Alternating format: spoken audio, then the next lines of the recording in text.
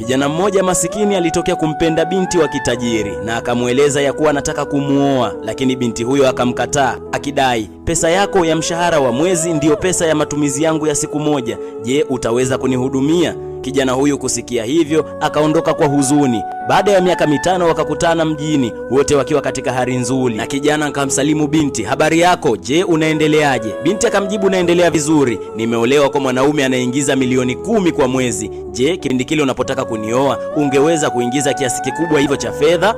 Kijana kusikia hivyo alitabasamu tu, na wakiwa katika mazungumzo hayo, ghafla mume wa yule binti akafika, na alipofika tu akashtuka na kumsalimu yule kijana aliyekuwa maskini, shikamoo bosi, habari yako? Kisha akamgeukia mkewe na kumwambia, mke wangu, huyu ndiye bosi na mmiliki wa kampuni kule ninakofanya kazi. Mwanamke akiwa ameshtushwa na mshangao na akiwa amebaki ameduaa, yule kijana akageuka na kumwambia, sikujua kuwa huyu ndiye mke wako, basi mimi nawatakia siku njema. Baada ya kuongea hayo, kijana akaondoka zake bila kugeuka nyuma. Yule mwanaume akamgeukia mke wake na kumwambia, huyu ndiye bosi wangu anayemiliki project ambayo inamuingizia milioni 100 kwa mwezi, na huyu bosi ni mtu mkarimu na alishawahi kutusimulia hadithi ya kwamba alishawahi kupendana na mwanamke, lakini mwanamke huyo